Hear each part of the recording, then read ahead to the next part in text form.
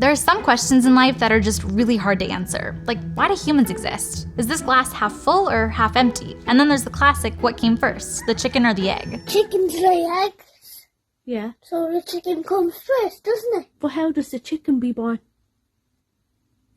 Like that adorable video showed, it's a complicated thing to answer, and you could spend a long time in a back and forth debate. But there are some things that are much more straightforward, like what type of investing is going to perform better in the long term. There's a real definitive answer to that question, and it's passive investing over 90% of the time.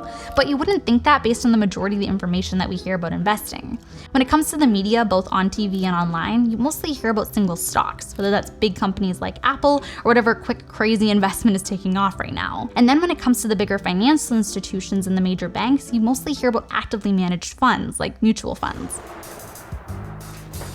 I'd like to speak to somebody about mutual funds. Mutual funds specifically dominated the investing world for a long time, and they can be less risky than picking single stocks because they let you have a diversified portfolio, but that's not why they're pushed onto customers. It's because banks and financial advisors can take a high management fee for actively managing the fund for you. And that's the key to everything that I just said, the active piece. It feels like we hear a lot more about active investing, both the exciting and the more boring stuff, than we do about passive investing, even though passive investments perform better than active investments the vast majority of the time in the long term. Now, I started investing when I was 21 years old, and because I turned to the bank that I'd been using my entire life to show me how, I ended up putting $25 per month towards buying mutual funds. And I learned the lesson that banks are ultimately just a company that are selling you a product. So even though these actively managed funds weren't the best option for me, because I just asked them what should I do, that's what I ended up with. Then about 2 years ago, I switched into using a robo-advisor that buys index funds and ETFs for me. So I'm no longer buying investments that are picked and managed by fund managers with the intention of beating the market. Let me explain what I mean by that. In general, active investments try to perform better than the overall stock market. People try to beat the market by picking stocks and other investments. On the other hand, passive investments aim to follow the overall stock market. So instead of people picking specific stocks, it's set up to match exactly what the market's doing. To keep things simple here, either you could buy stocks, like a piece of the company Apple, or you could buy funds, which are like a basket of multiple different stocks put together for you. So one share of Apple equals one piece of the company Apple, or one share of a fund equals one tiny piece of a bunch of different companies. Then there are different types of funds. Now today we're going to be focusing on two types specifically, which are active and passive funds. For active funds, someone called a fund manager decides which combination of stocks to put into the basket. This is basically based on a somewhat educated guess of what's going to happen in the future in order for them to make the most money. Whereas for passive funds, no one decides which stocks are going to go into the basket. Instead, they look at an index of stocks that already exist, copy those exact stocks, and put those in the basket. Now, the next logical question is, what's an index? Okay, so take this in.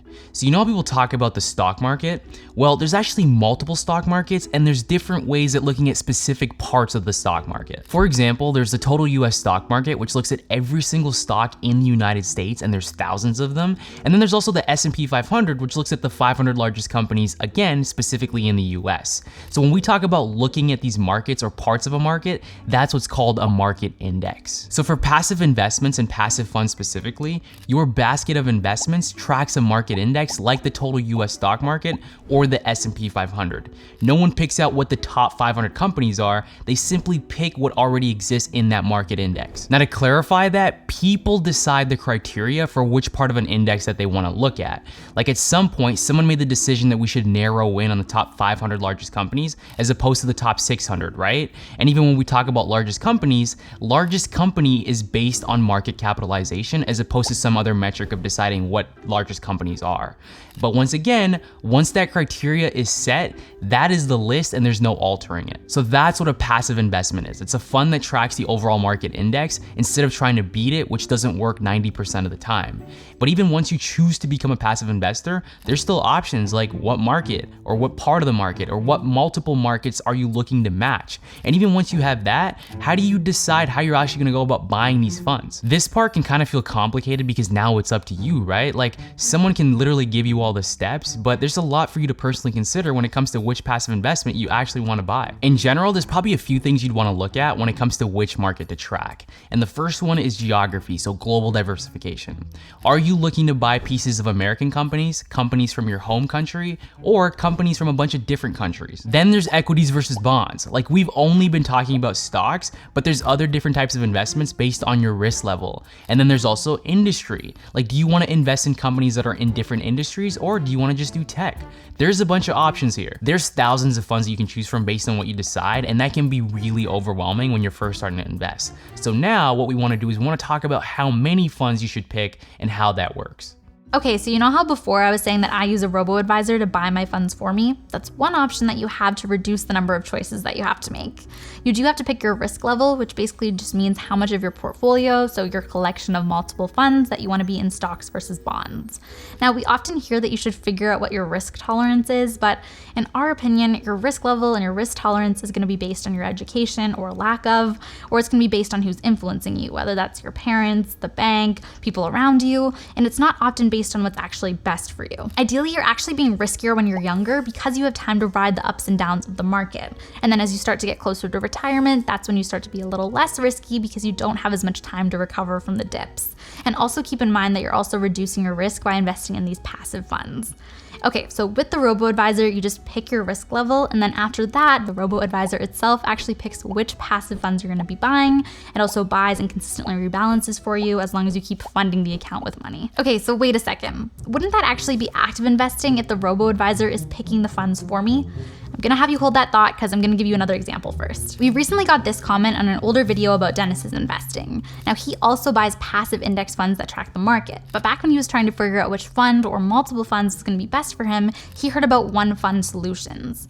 Now, the idea is that you can just buy one thing every single month. Now, that already exists if you wanna buy a fund like VTI that covers the total US stock market, or VOO, which is the S&P 500, but he wanted more diversification than that. And obviously both of those examples covered just the US market. So instead of buying 3 to 4 individual funds every single month, there are these bigger funds that exist that already bundle them all for you. For example, he buys one fund called XEQT every month. Now, XEQT actually has 4 funds inside of it. That's ITOT, which tracks the total US stock market, XIC, which tracks the total Canadian stock market. Then there's also XEF and IEMG that gives them some global diversification. Now, XEQT itself is technically an active fund because there is a fund manager that makes sure that your money goes towards those 4 passive index funds in a balanced way every single time you want to buy. But your investment is still tracking these 4 passive index funds. There's no trying to beat the market, you're just investing in 4 different markets. Now, the robo-advisor is the same idea. I actually invest in about 6 different funds that are all passive and track an index, but my robo-advisor is the one who actually buys them for me every month. That's the active piece. We want to make it really clear that there's no one way to invest your money, but there are some key staple things that we believe that everyone should have as a baseline.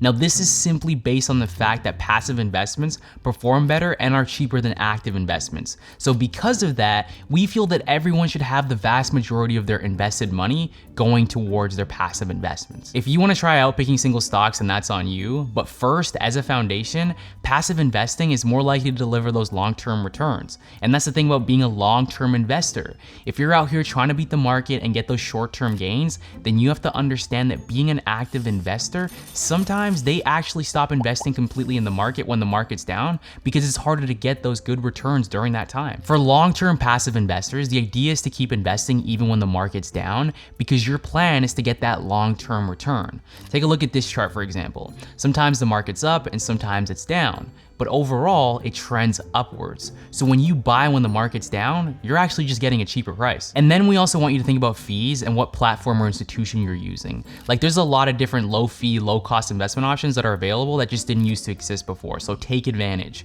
So if you have someone who's pushing you towards a higher cost investment, it's probably so that they can make money, not so that you can make more money. Our main message here is to invest for the long term, ideally passively as your foundation. And if you're young, you have the time to take some calculated risks. Now, if you want to check out how Steph's robo-advisor portfolio has been performing after 2 full years, check out this video next. And yeah, as usual, we'll be here next week with another video. You guys already know the vibes, and let's go.